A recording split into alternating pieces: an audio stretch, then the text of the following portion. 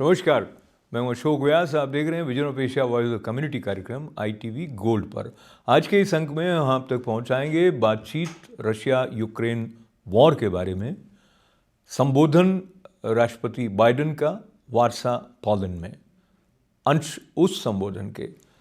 आज बात करेंगे उस थप्पड़ की जो पूरी दुनिया में गूंज गया ऑस्कर के मंच से।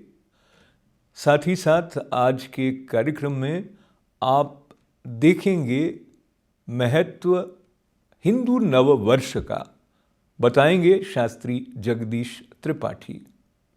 और आज के कार्यक्रम का समापन हम करेंगे उस संबोधन के अंश से जिसमें भारत के प्रधानमंत्री नरेंद्र मोदी बता रहे हैं किस तरह से 4 करोड़ से अधिक फर्जी नामों को राशन के सूची से हटाने में उनकी सरकार कामयाब हुई है। तो ये सब करेगा आपकी प्रतीक्षा इस छोटे से ब्रेक के बाद। बने रहें हमारे साथ। फिर एक बार स्वागत है आपका vision of Asia voice of community कार्यक्रम में। पूरी दुनिया देख रही है रशिया और यूक्रेन की तरफ। न केवल अमेरिका, इजराइल, भारत, यूरोपीय देश, सभी का ध्यान है इस ओर कैसे इस युद्ध को समाप्त किया जाए। रशिया ने जिस तरह से यूक्रेन पर आक्रमण किया है, प्रारंभिक दिनों में विश्लेषक ये मान रहे थे कि ये स्थिति 1 सप्ताह से अधिक नहीं चलने वाली है। पर यूक्रेन ने रशिया का पूरी हिम्मत के साथ, हौसले के साथ जो जवाब दिया है, तो लगभग 30 दिन के बाद भी स्थिति पूरी तरह एक पक्ष की ओर नहीं सिमट पाई है। इस तरह के वातावरण को बनाए जाने के प्रयास भी किए जा रहे हैं कि किसी तरह रशिया और यूक्रेन उस सहमति पर पहुंचे जहां युद्ध विराम हो सके और आम जन हानि से बचा जा सके। इस दिशा में जब अमेरिका के राष्ट्रपति बाइडेन पहुंचे वारसा, पोलैंड, उन्होंने अपने संबोधन में कहीं ये बात भी कह दी कि पुतिन को अब पद से हटना चाहिए, जिसका प्रतिवाद या स्पष्टीकरण कई नेताओं ने दिया। पर जिस तरह से वो जुड़े वारसा पोलैंड में, उसका कुछ अंश आप तक पहुंचा रहे हैं, जहां उन्होंने अपना वो अनुभव भी उपस्थित लोगों के साथ साझा किया जिसमें उन्होंने युद्ध की पीड़ा, युद्ध के प्रभाव को भुगत रहे परिवारों से मुलाकात की।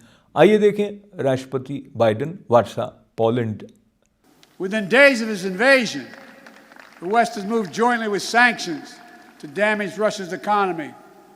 Russia's central bank is now blocked from global financial system, denying Kremlin's access to the war fund that's stashed around the globe. We've aimed at the heart of Russia's economy by stopping the imports of Russian energy to the United States. To date, the United States has sanctioned 140 Russian oligarchs and their family members, seizing their ill-begotten gains, their yachts, their luxury apartments, their mansions. We've sanctioned more than 400 Russian government officials, including key architects of this war. These officials and oligarchs have reaped enormous benefit from the corruption connected to the Kremlin. And now they have to share in the pain. The private sector is acting as well. Over 400 private multinational companies have pulled out of doing business in Russia, left Russia completely, from oil companies to McDonald's. As a result of these unprecedented sanctions, the ruble almost as immediately reduced to rubble. The Russian economy, that's true, by the way, takes about 200 rubles equal $1. The economy is on track to be cut in half in the coming years. It was ranked, Russia's economy was ranked the 11th biggest economy in the world before this invasion. It will soon not even rank among the top 20 in the world. Taken together, these economic sanctions are a new kind of economic statecraft with the power to inflict damage that rivals military might. These international sanctions are sapping Russian strength, its ability to replenish its military, and its ability to project power. And it is Vladimir Putin who is to blame, period.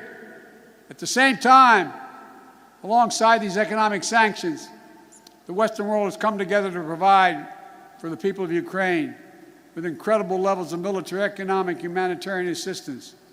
In the years before the invasion, we, America, had sent over $650 million before they crossed the border in weapons to Ukraine, including anti-air and anti-armor equipment. Since the invasion, America has committed another $1.35 billion in weapons and ammunition. And thanks to the courage and bravery of the Ukrainian people, the equipment we've sent and our colleagues have sent have been used to devastating effect to defend Ukrainian land and airspace. Our allies and partners have stepped up as well. But as I've made clear, American forces are in Europe, not in Europe, to engage in conflict with Russian forces. American forces are here to defend NATO allies. Yesterday, I met with the troops that are serving alongside our Polish allies to bolster NATO's frontline defenses. The reason we want to make clear is their movement on Ukraine. Don't even think about moving on one single inch of NATO territory. We have sacred obligation. We have a sacred obligation under Article 5 to defend each and every inch of NATO territory with the full force of our collective power. Oscar awards एक ऐसा अवसर है जिसकी तरफ पूरी दुनिया का ध्यान जाता है। किन फिल्मों, किन कलाकारों ने ऑस्कर जीता, उसके चर्चे लंबे समय तक बने रहते हैं। इस बार मंच पर कुछ ऐसा हुआ जो ऑस्कर अवार्ड्स के इतिहास में पहले कभी नहीं हुआ। अपनी बात कहते हुए क्रिस रॉक ने जिस तरह से उल्लेख किया विल स्मिथ की धर्म पत्नी का, वो उनको नागवार गुजरा और वो ठीक आगे की कुर्सी से उठ कर गए और भरी सभा में लाइव टेलीविज़न में विल स्मिथ ने एक जोरदार तमाचा जड़ दिया क्रिस रॉक के गाल पर। बाद में उन्होंने कुछ अपशब्द भी कहे। ये पूरा जो घटनाक्रम हुआ उस पर विश्लेषणात्मक बातचीत का एक अंश प्रस्तुत है। To put it nicely, I would say that it was embarrassment for Will Smith and kind of horrified situation for Chris Rock. And I think Chris Rock handled it so well, his presence of mind, and he took high road right after that. And we all know, if we want to be honest, that most of us would have reacted very differently as compared to what Chris Rock did. So I actually admire Chris Rock that he did not let it go overboard on making bad situation worse. We all know Will Smith, if you know a little bit about his history, as he has mentioned, he grew up in a very stressful environment. His father used to abuse his mother. So he was not able to stand up for his mother at a much earlier young age. And apparently one of the few characteristics he's trying to do is stand up for his wife. Now the stage was huge. It's not domestic house. It's in front of millions of live watchers and many hundreds of people watching him in the on the Oscars. I think Chris Rock actually touched the chord by bringing up a disease which his wife has, which is alopecia areata, in which you lose the hair.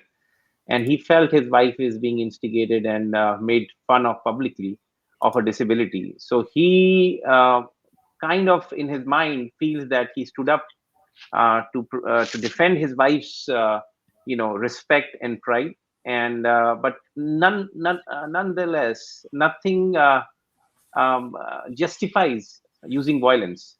He's followed and really worshipped by millions of people across the world. One of the best entertainers in the world ever. I'm a big fan, and people they have to show bigger standards, because if this is what will keep around in the world, that if you are in the position of power, you have the right to violate somebody physically, this sends a very wrong message. Same message we are seeing by Putin in Europe.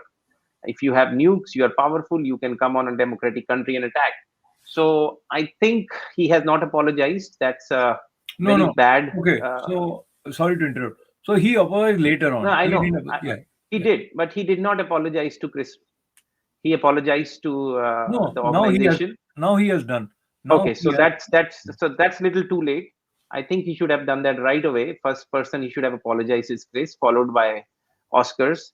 And after that, going to a party without giving an apology and dancing as if nothing happened actually shows a little bit of arrogance, which again, we as fan of him are a little disappointed, because he's known to be a very sensitive person and a person which upholds human values. And even he fought for human rights and is part of many NGOs.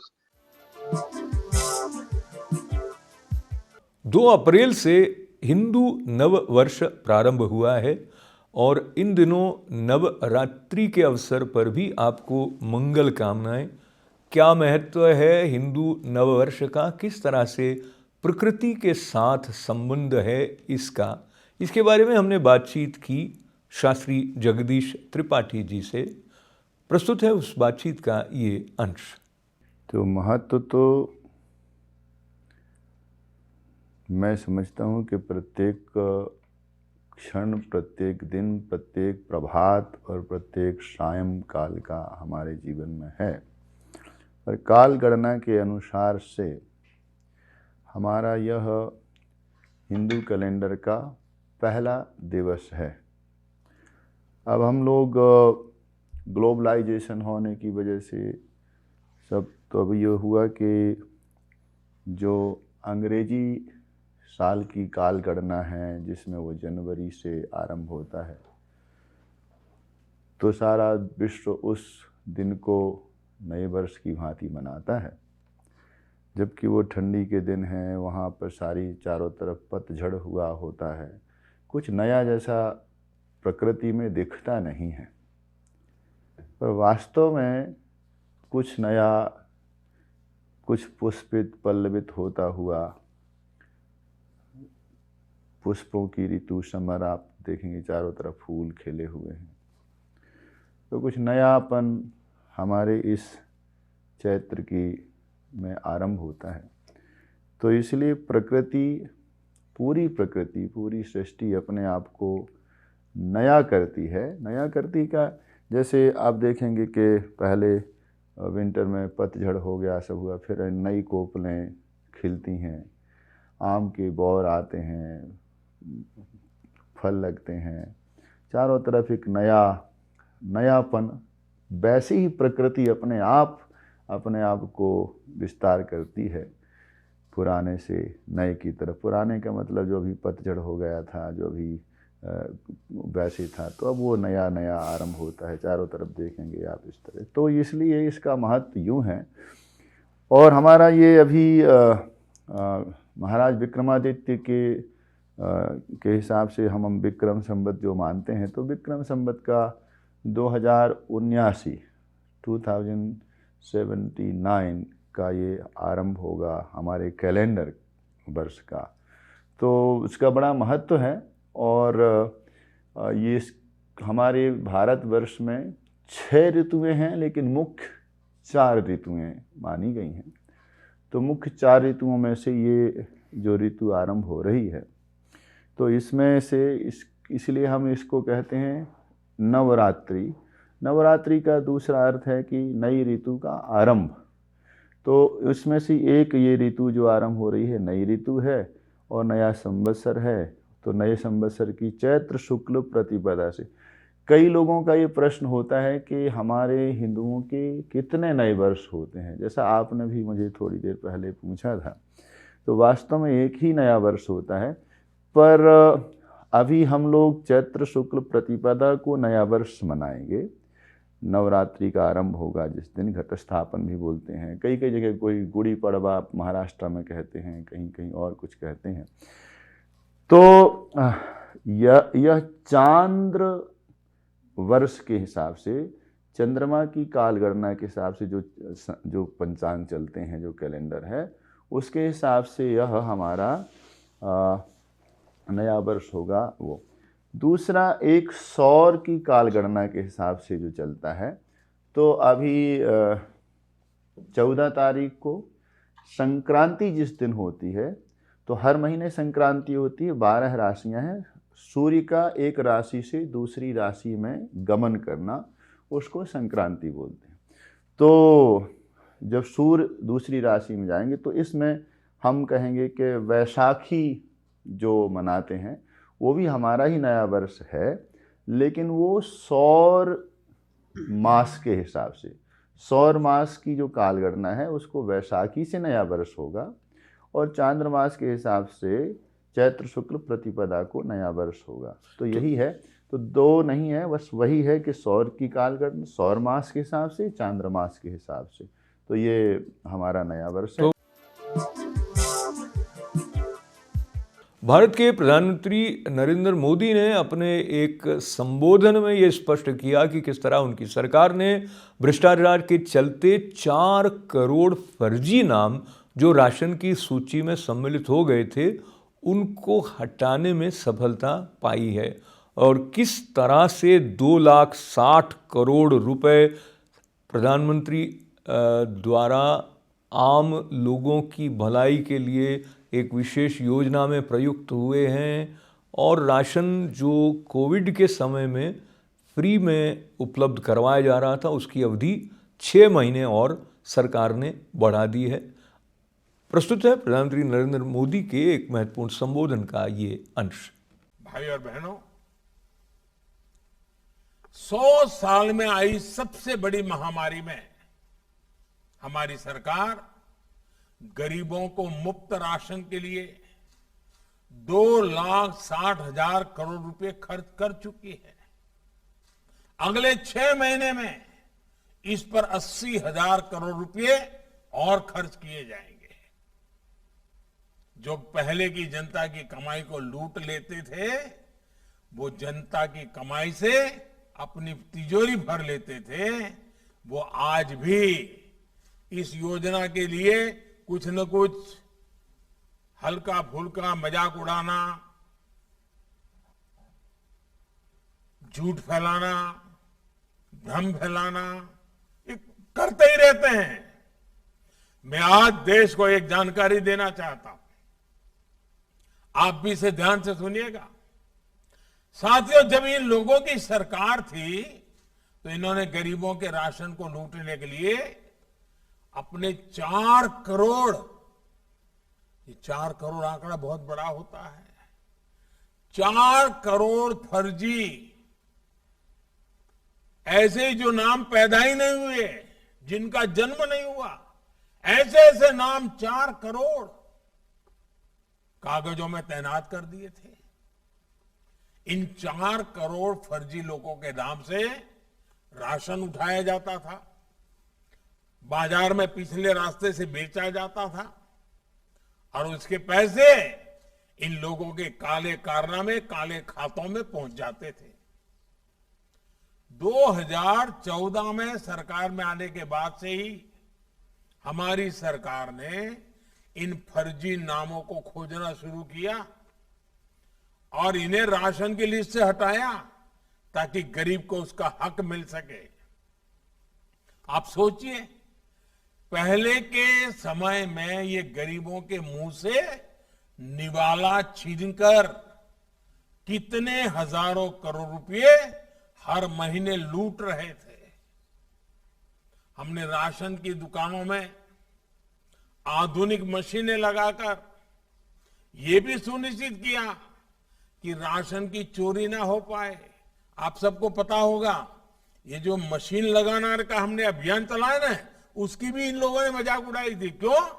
क्योंकि उनको मालूम था कि machine आएगा, लोग अंगूठे की छाप लगाएंगे तो सच का सच चलेगा, और इसको रोकने के लिए ऐसी ऐसी हवाएं चलाई, यहां तक कह दिया कि राशन लेने जाएंगे और अंगूठा लगाएंगे तो कोरोना लग जाएगा। ऐसे ऐसे झूठ फैलाए। हमारी सरकार ने इन सब का फर्जी खेल बंद करा दिया। इसलिए लोग तिलमिलाए हुए हैं। आप कल्पना कर सकते हैं कि अगर राशन की दुकानों में पारदर्शिता नहीं आती, ये 4 करोड़ फर्जी नाम नहीं हटाए गए होते, तो कोरोना के इस संकट में गरीबों का क्या हाल होता। गरीबों के लिए समर्पित भाजपा की सरकार दिन रात गरीबों के लिए काम करती है। भाइयों और बहनों, हमारा प्रयास है कि आजादी के अमृत काल में हम मूल सुविधाओं को हर लाभार्थी तक तेजी से पहुंचा सके। ऐसे ही काम के बल पर हम योजनाओं के सैचुरेशन, यानी हर योजना के 100% लाभार्थियों तक पहुंचाने के संकल्प पर काम कर रहे हैं। गांव में जिस योजना का जो लाभार्थी होगा, हितधारक होगा, उसको उसका हक उसके घर तक पहुंचना चाहिए। इसके लिए हम लगे हुए हैं। सैचुरेशन के इस लक्ष्य का सबसे बड़ा लाभ ये है कि कोई गरीब योजनाओं के लाभ से छूटेगा नहीं। सरकार सब तक पहुंचेगी। इससे भेदभाव की संभावना नहीं बचेगी, भ्रष्टाचार की संभावना नहीं बचेगी। आज समाज में आखिरी पंक्ति में बैठे व्यक्ति को भी लाभ देने की नीति हो, नियत हो, तो सबका साथ भी होगा, सबका विकास भी होगा। और अब आज का विजन ओवैसी आवाज कम्युनिटी कार्यक्रम समाप्त करने से पहले आपको फिर एक बार याद दिला दें, फेसबुक पर हमारे फ्रेंड बने, ITV गोल्ड के यूट्यूब चैनल को सब्सक्राइब करने के साथ साथ लिखने का क्रम जारी रखें events@itvgold.com पर।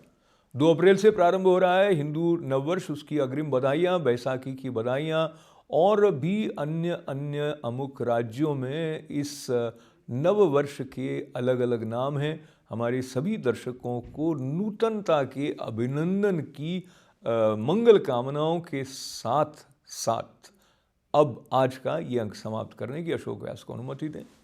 नमस्कार।